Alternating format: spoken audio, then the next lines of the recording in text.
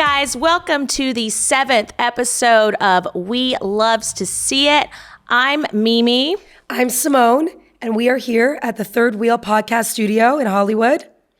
And also, we are here today with our guest, Daniel McCartney.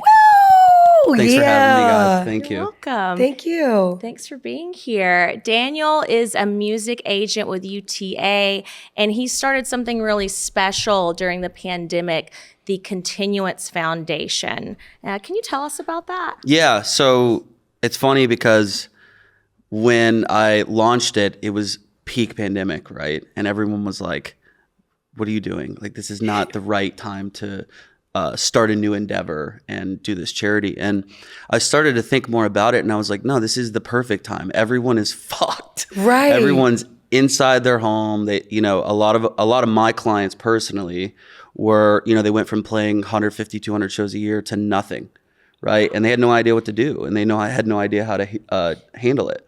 So, yeah, that's when I launched it, and we've been doing it for, I guess, 3 years now. Originally, the model for the charity was I was just raising money, and I would get musicians assigned to therapists whose specialty was working with creatives. Oh, right. Wow. So a lot of musicians don't have health insurance, or if they do, it may not cover therapy, which is a whole different discussion. It's completely insane. But it's a really, really common thing in the music industry, is like a lot of creatives, just the way that their businesses are run, they may not be actual employees, so it's a little bit more difficult to give them health insurance. So the original idea was just like, I just want to put these people in therapy that really need it, What ended up coming of it was we really ended up just like changing a lot of people's lives. And I saw over a 9 to 12 month span of the first year that people would, they'd come to me. And I mean, Jeff from the Smashing Pumpkins is a huge advocate of our charity. And the reason why is because I put him into therapy 3 years ago. Wow. And it changed his life. Wow. He was in a horrible spot. He's very public about this. He doesn't mind if I talk about it. So what happened was, people know, like, I think is an easy thing to notice, is that when people start to work on themselves and they get into a much better spot, they want to tell everyone about it. For sure. And they want to start, how do I get my friends involved? I know this tour manager, he really needs help. Hey, this singer of this band.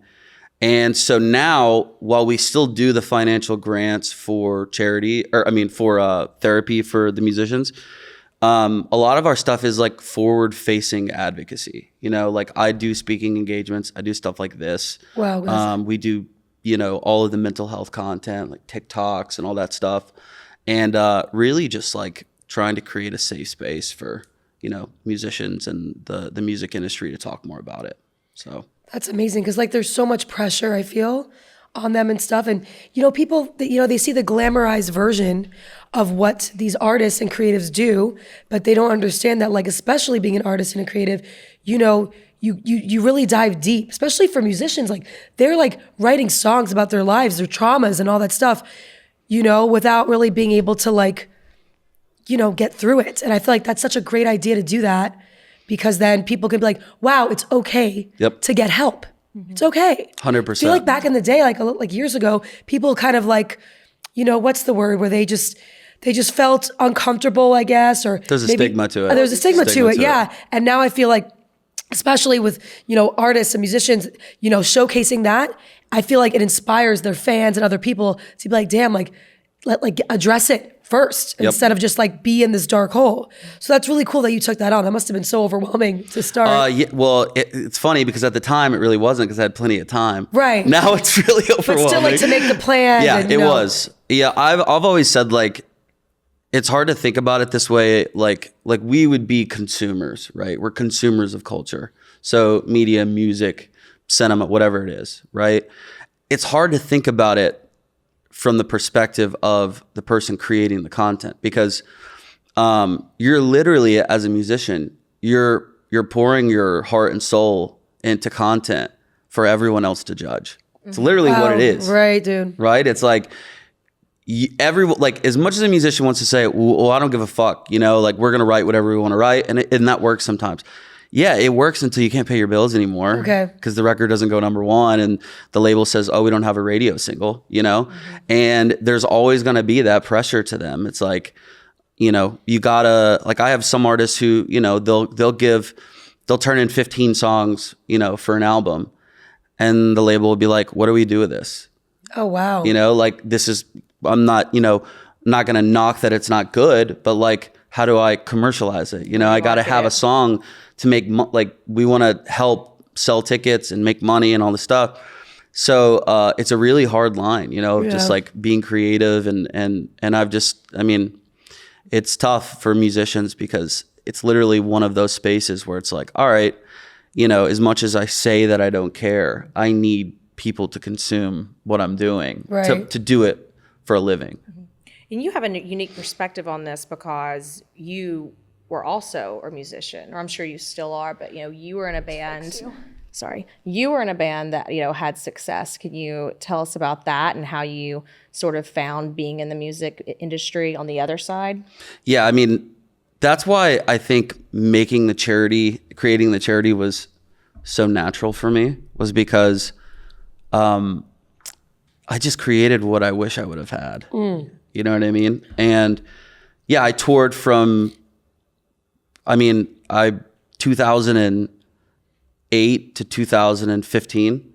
I toured full time. This band called Gideon. It's like a heavy metal band. Put out 5 records, toured internationally, domestically.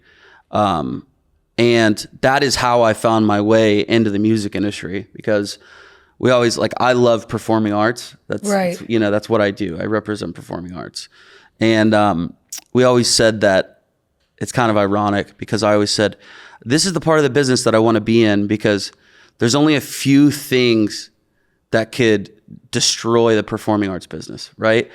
Record labels, they needed like a decade to recover from streaming, and no one caring about buying CDs and vinyl anymore. Decade, so holy shit! It took a while. There were so many labels, really, really going through it. But I was like, well, you can't really replace a concert, right? So that was kind of my decision to be in, on the touring agent side is what I do, which is just so ironic, because there's like 2 or 3 things that could completely destroy the touring industry, and one of them's a pandemic. Yeah. Yeah. So who would have thought? Who would have fucking thought? Yeah. And also, we always said, like, pandemic, terrorism, which we've seen, Ariana Grande's concert and the bombing and all that stuff. Man.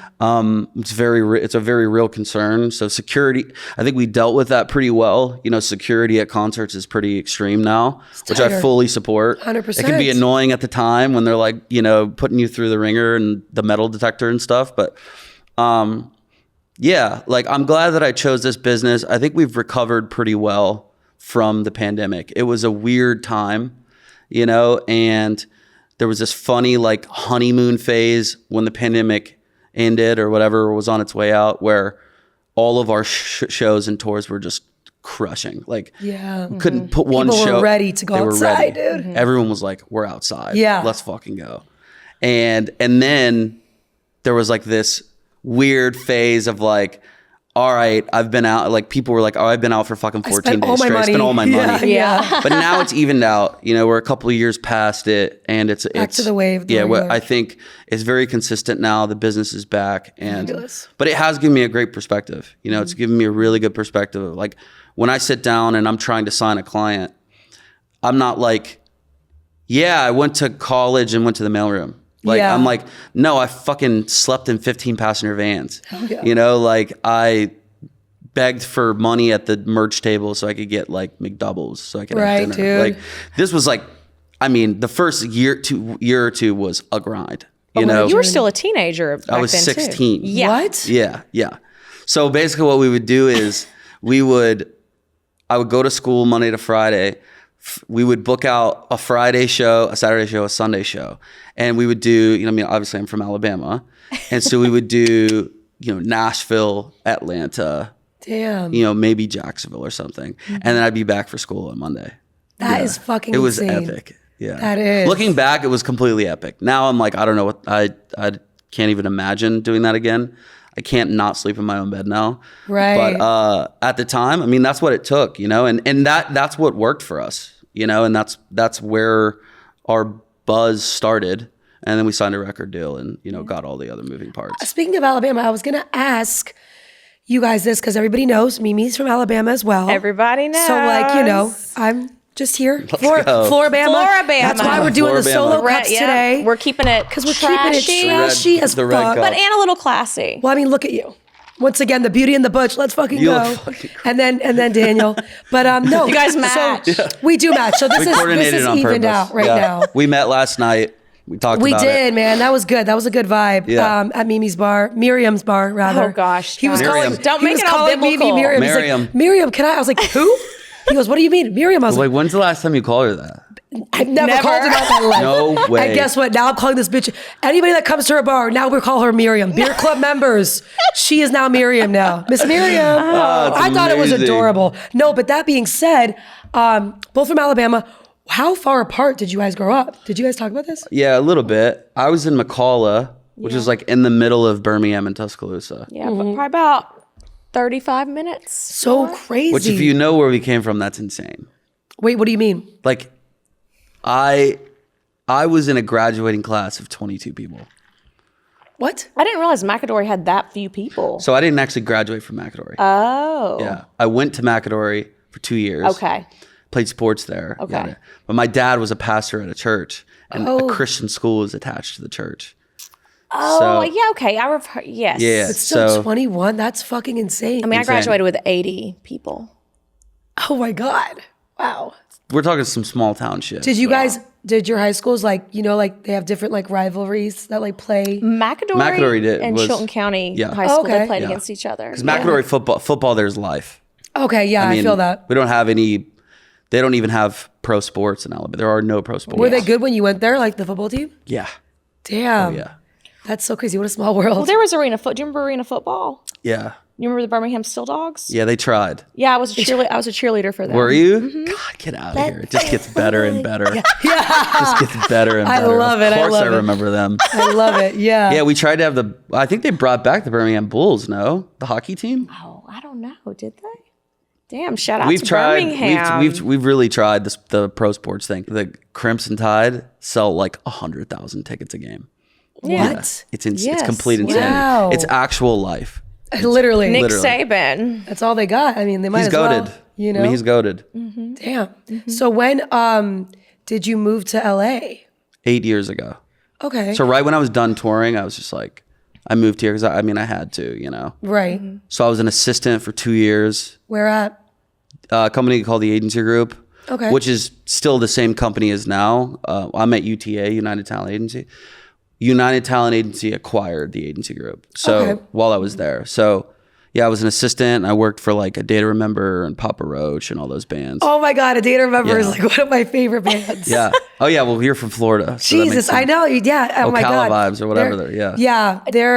They're fucking epic and live. Like so many, I can't even like begin to tell you like how many songs of theirs, like, you know, have stuck with me throughout my life. Dude, you know? they're goated. Some will make me scream, some will make me cry. That's the thing Yeah. about fucking emo is just Emo. like, yeah, like it's emo, but also like I'll fucking slice your throat, you know? Yeah, 100%. Day to Remember, shout out, dude. Fuck yeah. 100%. At Papa Roach, I just saw was that Sick New World in Vegas. Yeah. I heard they played. fucking crushed. Yeah, that band's had this crazy like revival. It's really They insane. have, huh? Yeah. They like, I mean, what's their big song? Last Resort. Yep. That Oh, song yeah. came out like It still slaps. 20 years till ago, this 15, day. 20 years ago. Over 20 years Gosh. ago. It will literally slap forever. that thing slaps. It does. Being from Alabama, I wonder if you've run into the same thing that I do. People are like, "How did you get here Oh, to yeah. LA?" I Oh, mean, I'm sure yes, it yes. All the still time. happens. Like, and you ever hear the expression? I'm like, "Oh, I just fell off the turnip truck," and they're like, "What?" Wait, what does that mean? Enlighten me on what this means. That's so good. And by the way, when I'm asked that, I kind of like so badly want to like, it's hard to not be offended.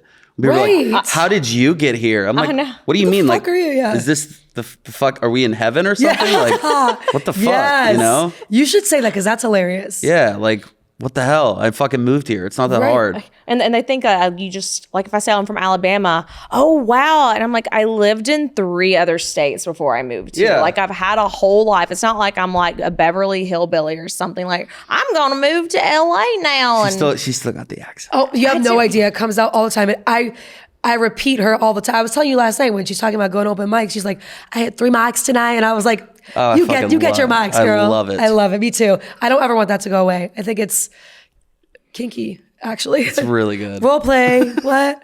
Role play. Sorry, memes. It's all good. So you're a preacher's son. Yeah. Good segue. Good segue. Yeah. We're wild. They're the freakiest. Like I went to Catholic high school, like the freakiest, the most, you know what I mean? We're out of control. Out of control. Yeah, it's bad.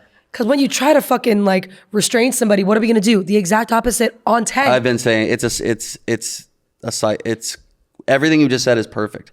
Like when you tell a kid they can't have a toy, they want the toy. We're taking that toy. Period. And yeah, I was told, like, I didn't have sex till I was like 21, 22. So your dad, like being a pastor, like, was he like very strict with you? Was he more strict because you're the pastor's son? Like you have to be the example to the town? Yeah, for sure. Wow, how's your relationship with him? So my relationship with my parents is excellent now. Fuck yeah. Like it's fucking great. I had a rebellious phase where I felt, I think when I first started going to therapy, I was like, oh shit, like I'm kind of fucked up. You know? Right. And so it took me a little bit of time to work through some stuff. Now I think about it like they were just doing what they thought was best, you know? And they gave me a great life and we're super close now. They live in Florida, Pensacola. Oh, fuck yeah. Panhandle. Yeah, Panhandle. Right. That's a vibe. But also Gideon, it's like a hardcore Christian band, right? Well, they were. Okay, well that's what I was gonna ask. Like, obviously, like being in the Christian band thing, whatever. Was anybody like still like, you know, doing drugs and shit? Like, Yeah, you know? yeah. Like these are really good questions, by the way. Oh, thank you, sweetie. So when I was in the band, we were a Christian band. The last like 2 years of me being in the band, it started to phase out. Okay. And it was less like, none of them were going to admit like, oh, we're not a Christian band anymore. It was more like, we don't want our content like based on that. Cool. Right. Yeah. So in other words, like it's not going to be a praise and worship song or whatever. Yeah. Right. Like the lyrics are just not going to be content about God and Jesus. And what's funny is I left the band. The first album they put out after I left, it's a great record. There's a press publication in the UK called Kerrang, right? Big in the emo scene, like Warped Tour scene or whatever. They interview our drummer, right? Who's my best friend of all time. And he wasn't, you know, no one prepped him. He wasn't media trained. Ooh. It wasn't his fault. He was speaking out. He was speaking out of his heart. And you know, the press, whoever it was, completely worked him, you know? And then like the article online ended up getting like hundreds of thousands of shares. And it was like Gideon abandons Christianity or something like that. It was like completely out of control, the wording on it. And he was like, what the fuck? Yeah. He was like, all I did was say that like, yeah, we're not focused on our content being mutually exclusive to Christians. Like it's just, right. You know? And so yeah, long story short, the last 2 years that I was in the band, it started to phase out. And I'm like weed and alcohol is like my jam. It's just, you know, it's the jam. Yeah, it's the jam. You know, but everyone around us, you know, cocaine is like number one in the touring industry because you take it before you go on stage and it's just epic. Let's fucking go, dude. Yeah. That was never really my jam though, you know? That's good. But yeah, everyone around us was doing it. I don't know if those guys were participating in it much. Yeah. But I certainly believe that their conviction to not do it had gone down. For sure. You know, and that they maybe were dabbling. Now the guys they're all my age, like 30, 31 or whatever. Yeah. They're bigger than they've ever been, which is amazing. That's amazing. Fucking 13 years. I was just going to say. And they're absolutely crushing it. Just put out an album that's absolutely killing it. Really? And Now, I don't know. They're probably all doing drugs. I don't. Yeah, I mean, for you know, like They're like, we made it. Yeah, Let's just we made fucking it. go. The They content put the work is in, you know? and the brand is super dialed in, and it's really rewarding to watch because they're still all my best friends. Yeah. They knew I left. That was coming. You know. Okay. So when I left, it was smooth. So wait, so you said you're 31? Yeah. So how old were you when you became an agent? Well, when I became an assistant, I was 25, Okay.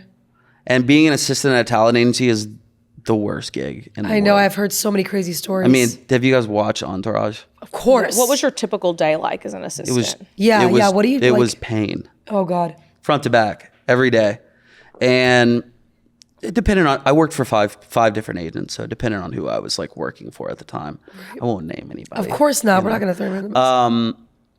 But yeah, there was a couple that were like, I mean, yeah, there was no regard for. It's all about getting the agent's business done, you Right. know. So if that means like, I was gonna tell. Find something, dude. Find something. I was gonna tell a good story. I don't know if I could tell it though. Yeah, I won't name anything. But yeah, if it means like, you know, I was like a grown man at 25, like running around to every USPS all over Los Angeles looking for a $15,000 purse that got lost in the mail, and I spent about 2 weeks doing that all day, every day. Did you find it? Randomly one day, this is great. Randomly one day, it shows up on my desk. Because they would deliver your agent's mail to the assistant. Right. And then you rip up the credit card, whatever, random shit that doesn't matter. And you bring them the stuff that matters. And it shows up on my desk. And I call her, I go, I found it. Yes. I was You're like, I did the fucking thing. found it. I went to this USPS and I Yes. found it. And I'll never forget. She was in Europe at the time. And she responded with this like GIF, and it was like, it's like when you celebrate something, like throwing Yeah, confetti. yeah, yeah. And I remember just being like, You could breathe now. I'm like, I'm the man. You know? Wait, what kind of purse was it? Yeah. Well, I don't even remember. I didn't even open it. wouldn't- I just knew that it was that because the sender was her brother. Okay. And she bought it while she was there. And she actually paid a lot of money to overnight the purse. Wow. sure. And then it was gone for fucking 2 weeks. Also, like, where the fuck was it? It was where like Paris or London. I don't Yeah, know. just, dude. like, it was bopping rich around. shit. Fucking Just- rich people shit, Just you know? delayed. Yeah. Oh my God. It was completely insane. But being an assistant at a talent agency is tough, you know? Mm-hmm. But also, like, it needs to be tough because agents are tough. Dude, yeah, it's like a fucking dog eat dog, fight or flight. Yeah. You gotta get it, you know? Well, are you a tough agent? Yeah. I'm completely insane. Okay. Really? Yeah. Have you sent your assistant on My these crazy assistants love me journeys? because Yeah, my assistants really like me. Because I think the reason why I'm probably going to get worse over time, but I was an assistant like 4 years ago. Like I was just doing this. you know what they're going through. Yeah, I know what they're dealing with, you know? So I'm not too bad on the assistant. And also like I feel like a lot of agents will lean on their assistant anytime there's a mess up. Right. Right. And it's like, well, someone's got to take the blame. Just blame the assistant. Because, Yeah. you know, no one even knows like who this kid is. And we usually rotate an assistant once every 6 months. So the idea is that the assistant works for 4 or 5 agents before they get promoted. So 6 months with each agent. Exactly. Wow. Okay. Yeah. What's the I mean, math that's there? kind of like it doesn't always work like that, but that's Yeah. kind of like the rule of thumb. Is that what you did? Did you go through that many? or- I did 2 years with the guy that did Papa Roach, remember? Okay. And then I did 2 years with, I was working for Post Malone and 21 Savage. Dope. and- What a, you Nice. know? Yeah. fucking And then I cool. worked for DJ Khaled and YG like briefly. Oh, nice. And then got promoted. Yeah. So, Were you so stoked when that happened? dude, are you kidding? It was one of the most gratifying moments of my life. And did you like know it was coming or like? Yeah, by the end of it, I did. Okay. Yeah, because the last couple months leading up to it, they'll give you the heads up. Oh, okay. Like Yeah. we're gonna talk to you and Correct. things are gonna go down. Yeah, And you're like, exactly. dude, I'm fucking ready. Yeah, How could I you was. not promote this guy? I know. I You're was such so. a mensch. I was so fucking ready. I was like I tortured myself for a while to get there. Like I was like, I wanted it so bad, God, yeah. you know, because I was just like, so I would just clench my teeth. Like people would just talk shit to you as an assistant. Like you're just an assistant, you know. You're like, just wait. Your email address is literally like my assistant's email address is literally DMC assistant at UnitedTalent.com. Oh my God. He has like an email address that he uses if he's if he's like emailing someone and it needs to be like super professional, or he's reaching out about a contract or something, whatever. Because on the other end of it, it's like, who's this assistant emailing me, you know? Right. But it's fine if it's like, you know, just transactional stuff. Yeah. But yeah, they don't even have real email addresses. Did you ever think when you were growing up in Alabama that, because I mean, obviously it's not the average career for an Alabamian. Music, sure, but it's not like, you know, you're at McAdory High School and you're like, I want to be a talent agent in one of the top talent agencies in the world. Did that ever cross your mind when you were a kid? I think I finally like decided that I wanted to be an agent. Because I was like booking bands while I was in a band. So like the last 2 years I was like, okay, I want to be an agent. Like I knew I didn't know where I wanted to work. United Talent Agency actually wasn't this big. Like now it's massive. Right. But like yeah, at the time it was big, but not in music yet. And the company I went to, the agency group we had like Wiz Khalifa and A$AP Rocky and like a bunch of great acts, but we were still like considered a boutique. And then when they acquired us, it was like off to the races. We were like their music department. So some of it like came into fruition organically. You know, it was like I knew I wanted to be an agent, but I didn't know I was going to end up being an agent at UTA. Right. You know? So what other, like before that was a thing, did you have like another agency that you're like, okay, this is the one I want?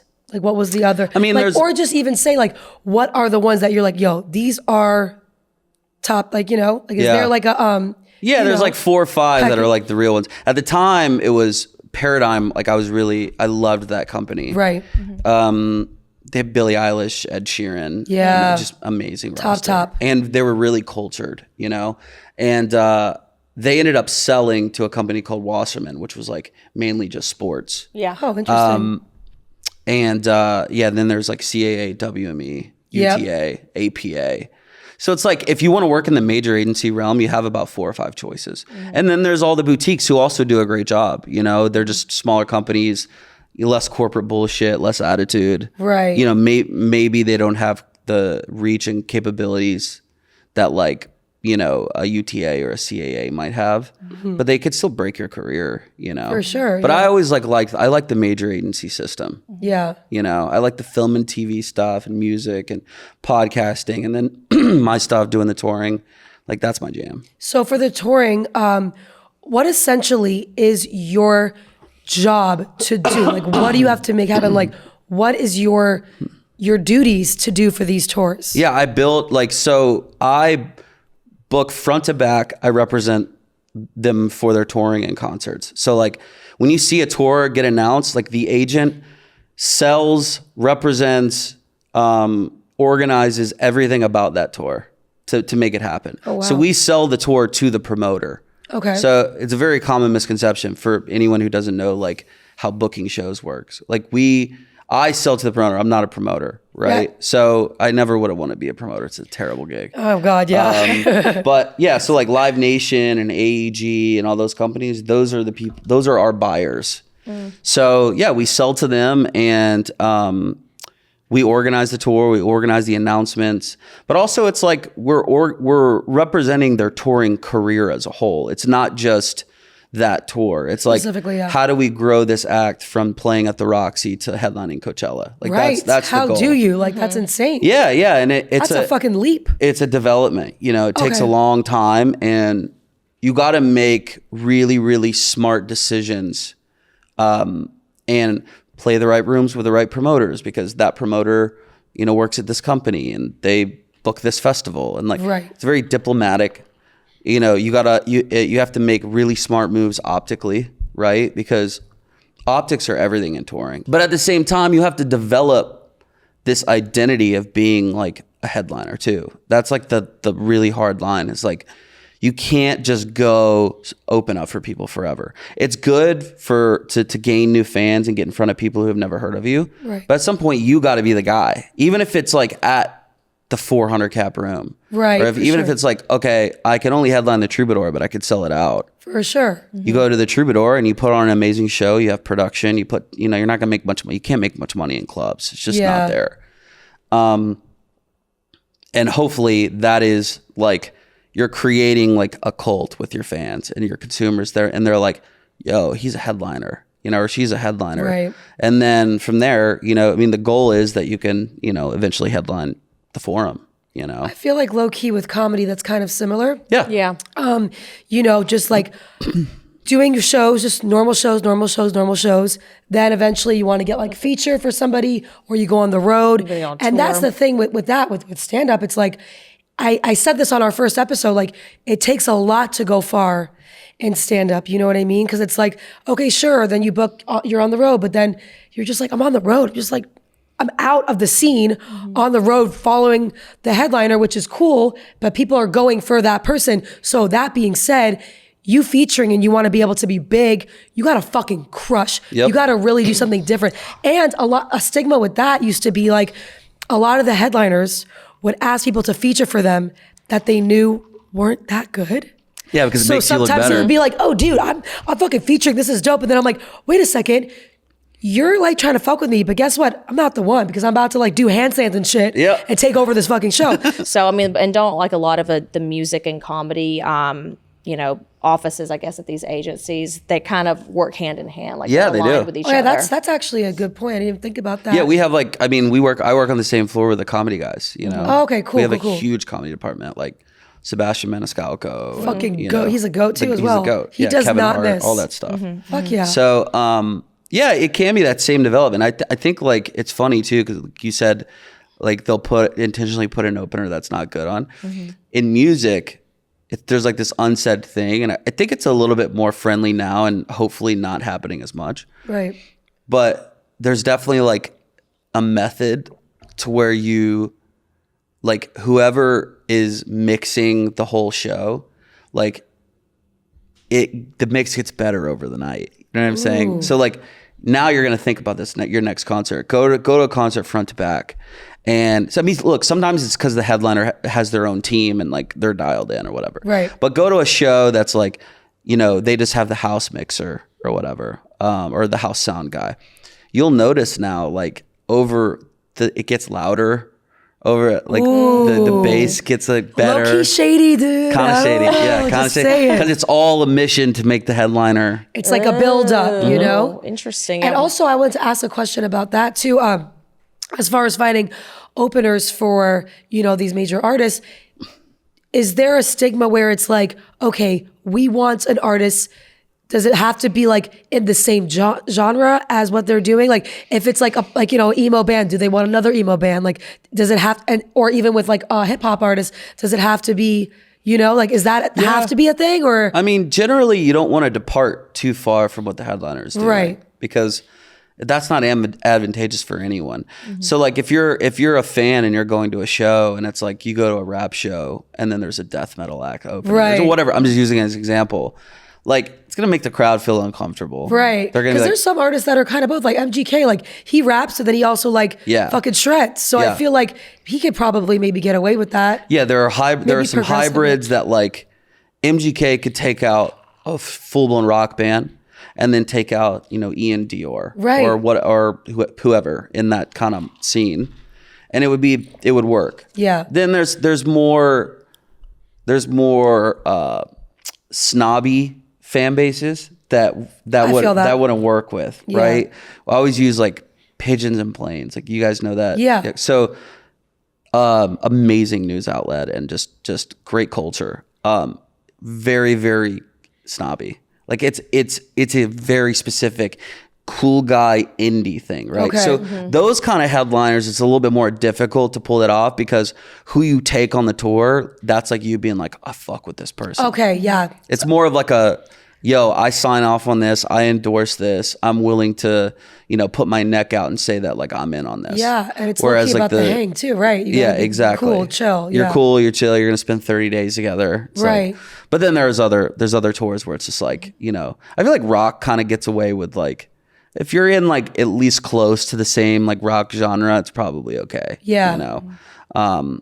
But yeah, that's I think the one of the most difficult parts of my job is getting those big tours for the young artists, because there's so many pieces that go into it. Right.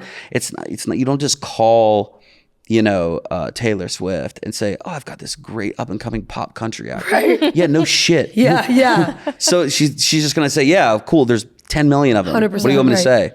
There's so many things that have to happen. Right. I represent this kid. His name's Grandson. He's awesome. It's like alternative rock, kind of, he's got some poppier stuff. It's kind of Rage Against the Machine-esque. Yeah. It's sick. So year before last, right after the pandemic, I was honestly, he had just signed with me and I was under some pressure to deliver because he left a great agent and the agent he was with it was just kind of one of those things where big agent and, he wasn't as connected with them and, they had their complaints, whatever. So he came to me and when you sign something from a big agency, like you got to deliver, right? For sure. So I was under some serious pressure to deliver. And this tour came up, Imagine Dragons, right? Yep. 20,000 tickets a Who night. are they? Absolutely. I know, exactly. Just massive, like as big as it gets in alternative rock. For Like, sure, that's the end all be all, right? And I knew Imagine Dragons agent very well, and I would text her like once every 2 weeks. It's a long game. Like, right. Hey, we're available. Yeah. Like, hey, Grandson met the singer. Hey, they're messaging. Like anything I could do. You were on. Oh, I was just like, you want to go right with them? Let's make it happen. Like anything for them to be in the same room together. Because when you're as big as Imagine Dragons, you don't need someone that draws tickets. It's not about that. It's about cool. So if you're Imagine Dragons, you're taking out someone that sounds like Rage Against the Machine. That's pretty cool. That is. Because they're like kind of like motivational, like For sure. a little broy. What a good balance right there. But they get to take out this kid and he played to 20,000 people a night. Did he But rip? the journey, he ripped it. It was Fuck yeah. fucking great. How proud were you? It was so amazing. And it kicked off at the Miami Heat Arena, actually. Did it? And Shout out to Florida. Shout out South Florida. Give anybody a chance. Yeah. Literally anyone. Literally anyone. Literally, call me Florida. beautiful and you're in. Yeah. Give me a whispered compliment and we're going. It's we're going over. for it. Yeah, we're married. We're married. Call me back, Billy. That took a turn. No, That's but great. like the journey to get that tour was like 4 or 5 months. Wow. Because like if it's worth getting like that, it's gonna take time. And I mean, sometimes it's like a quicker process, but for the my goal is to get them to a spot where they're headlining now and you don't have to go support anyone else. Unless it's like now he's in a spot where he's headlining his own tour right now and it's crushing. Fab. It's amazing. But like, if fucking, I'm trying to think of an example. If Fall Out Boy called, like he would go do the Fall Out Boy tour. If Hell yeah. Blink-182 called, he'd go do the Blink-182 tour. Just because of, its optics and like he knows like those fans would just love him. For sure. But for the most part, now he's in a lane where I don't have to go. It's almost like you're begging for these tours. Right. It's a pride check. Right. Because I'm having to be like, come on, like I'll do you a favor. Right. It's just Fuck like, with him real quick. Oh Yeah. God, it's the fucking But then exactly. when they deliver, the pride chick comes back because you're just like, dude, but when you believe in what you're saying and you believe in that artist, Yeah. I feel like that's such a great thing about you as an agent. Like you could just tell, especially as a musician yourself, you like, yeah, the optics, the politics, but you really believe in this person and you fuck with them because you like their music and you like what they do. It's more than the job. And I feel like that's really cool that like you're keeping it authentic and staying true to the music because for the future, we need that. You know what I mean? And like, I was saying too, wouldn't it be a cool moment for somebody like Imagine Dragons or whoever to like, they get on that scale and then they have homies that they grew up with that are like trying to come up. Like, do they have an opportunity or any type of pull to be like, yo, my boys really want to like be in this, like, can they put their people on like that? Or does it have to be chosen by somebody else? No, yeah, like a lot of the really great artists who have these huge moments, the really, really smart ones will start to create an ecosystem under them, right? Where they're signing artists that, maybe they get a deal with a major and they have their own record label and they're signing artists to their label because they know like that's their retirement. Like if you're Imagine Dragons, like those guys are good, obviously. Like, Right. Yeah. But, if you're the singer and you want to start a record label, it's like, you sign the next big thing and it's like, you're even better. Good. You're really better. Yeah. We could call it now. I'm fucking tired. My voice is shot, It's over. Yeah. So yeah, that definitely happens. And there's a lot of artists like it's funny. We represent Lil Wayne, and Hell yeah. yeah. We shout out Weezy. Like best rapper alive. I don't give a fuck. You can't tell me best. otherwise. 100% the best. While I was getting ready for this, I was literally listening to No Ceilings. Yeah, bro. Like Yesterday really, was Beyonce. Yes, now yeah. it's Wheezy. Hell yeah, and like all the Carters. Psh, all the go. Carters. All the Carters. Stop playing, dude. Stop playing. He's goated. Yeah, he is. He's a really good example though of like he'll sign something to his label and like he'll ride or die. Yeah. So there's this clip that went viral last week. He played at the Wiltern. He did like an underplay thing. Oh yeah, I saw that. He plays a couple songs. He brings out his boys in the middle of his set to perform, which is like not normal, right? It's like usually it's like you're the opener, then you come on and that's it. He brings out his boys in the middle of the set. And the crowd's like, what the fuck is What are you this? doing? Yeah, the crowd's like, nah, we pay for Lil Wayne. And they don't. The crowd gives them nothing. Like the dudes are trying, they're like performing. I don't know if it's good or not. To be like whatever, but they're getting nothing. Lil Wayne comes back out. He goes, "Fuck y'all." I love that. He's like, "Nah, you don't fuck with my crew. I don't fuck with you." Period. Did he kind of do that with Drake, or was Drake already like because I feel like. Drake at every show always is like, yo, Lil Wayne and fucking Cash Money, they changed my life, blah, blah, blah. Like, I feel like he definitely was a part of Drake putting on. him on, Oh, yeah, for right? sure. Yeah. And them two together is fabulous. Like, that worked out immensely. Yeah, and like, completely also, goated. it's Lil Wayne. Like, listen to what he's saying. Like, if he fucks with them, obviously they have talent and they're good. Yeah. Like, That's the thing is you get to a point where you're a tastemaker and I mean, the truth is like some of the most intelligent artists and entrepreneurs and business people, like we're all wrong sometimes. Right. Like, I'll be super passionate about something. Maybe the music just hits me differently or whatever. I've been wrong many times. Yeah. All the biggest have. Trial and error. Yeah. So, yeah, like, but if it's coming from them, like you respect it. Like Yeah, there's clout Wayne, there, Wayne dude. is Yeah. goated. You know what I Yeah. mean? It's like if he fucks with a rapper, I'm gonna listen to it. I'm gonna give it a serious listen, not Right. just like some random opener. And I think at the show, everyone was just, and in all fairness, he was like 2 hours late. So I think everyone was a little cranky by the time. What the fuck is up with that? And is there, because I was hearing about Frank Ocean with Coachella and all that stuff, is there, like, how do you deal with fees with that? Like, do you guys just say, like, whatever, just fucking chalk it up? It depends. Yeah. Frank's situation was unique because I think he just paid the fee for it going over or something. I don't know. I read an article about it and every situation is different, right? Because it's like, okay, well, why are you late? Right? Like, yeah, are you late because in the words of Snoop Dogg, you stopped to get some chicken wings? Yeah, yes. Or are you late because, oh, fuck, your flight was delayed and you've been communicative this whole time and you're tweeting to the fans are reading it. Right. Some of it's like how you deal with it, because if you deal with it in a way that's like, I'm the shit, I'm the end all be all, and I'll show up when I show up.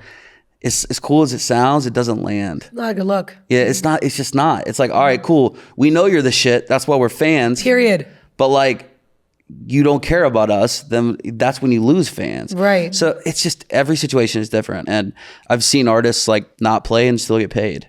Oh wow. And it just depends on how well you're protected too. That's why you got to have an agent. Period. we That's why you contract need us. Daniel in this bitch. That's why Stop you need playing me. with my boy. Stop playing. Well, and so why you need protection and why these artists need mental health resources Correct. because, when they're have to, cancel something for a legitimate reason, and especially now with social media where they're getting like all this negative feedback from their Ooh, good fans or point. from outside parties, for some people, like I'm sure it definitely can, get into their head. Oh yeah. You know. I mean, it's like we're living in a wild era. Yeah. Social media is it's king. Anybody can say whatever to anybody at any given moment. You have instant access to people. Oh yeah. You can slander, Right. libel, actually, if it's written. But For sure. Oh yeah, I could tweet right now. Yeah, I did this podcast today, and they were whatever. And like, Well, wait, what are you going to say though? Yeah, I'm not what are gonna you say gonna anything. say I promise. about I'm gonna us? say you guys are amazing. Well, are you going to tweet though? No. Well, unless you want me to tweet. Or like, I don't know, just do something. It's really amazing though. Like, I have a theory, and I guess we'll close on this. I have a theory that the pendulum is swinging back with this, and I think the first real moment and pillar was the Johnny Depp trial. Oh, right. Because, dude, that guy, we represented him at the time. Tracy, his agent, I'm not going to say her name, but his agent at the time was in the trials, right? Right. He was fucked. The guy was selling art at a fucking art auction to pay his mortgage. Oh, God. It was horrible. And the whole thing was a sham. Right. What? The entire thing was a fucking sham. After all that. Well, here's what's going to happen. The pendulum is swinging back. Accountability is huge. Right. Fully support. Massive. I love that there is a higher level of tension about how you act as an artist. That was necessary. However, as we've seen over and over, it's gotten ridiculous. And the pendulum is swinging back in a way that I think what's going to happen is people are going to start canceling people, and they're going to get sued for a lot of money, and they're going to win. Because if you cancel a touring artist because you said something this, and it's proven that you made it up while you were drunk or something, Right. You literally have removed loss of, like, the wages that they've lost because you did that, the pain and anguish that they've gone through, the defamation of character. It's a complete suable offense. For sure. Completely a suable offense. It's like shut it down. Shut it down. Right. But what we need is accountability, and that is 100% necessary. But we also have to find a way to see through, because the unfortunate part too is if you falsely cancel someone, you're removing the attention from someone who really did get, sexually harassed or whatever. Right. You're clouding everyone's judgment. No one knows what to think, because it's gotten so bad. So, yeah, shout out to the people that are real and honest. Yeah. I feel like that's like the perfect way. And I want to cheers to that. Well, I want to also say we've got to follow the Continuance Yes, Foundation thank you. and support it, because Continuous Foundation. Yes. when Thank you you. support artists, you support everybody, Yeah. because this is what we consume. And Yeah. Yep. That's huge. yeah, I say that all the definitely. time. It's like we consume all of their media. So if we're not taking care of them the way that we can, Right. when we see the most influential people, that we look up to in our lives, when we see them getting the help that they need, that in turn makes us Oh my want God, to be it's better inspiring. yeah. and do the same. And it's just like, keep going. Like they pushed through and got to where they had to be. Yep. You know? And that's why like your story is great. I'm so appreciative that you came on here. Like Yeah. this was Thank you. fucking solid. Like This I was just fun. a lot. Yeah, it was This fun. was fun. Yeah. We loves to see it. We loves to see so it. this is tradition, Danielle. We're looking in the center right here. This so one? we got to end. Yep. Yep, And like with the this. flick off. We loves to see it, and we'll see you next Tuesday. Bye.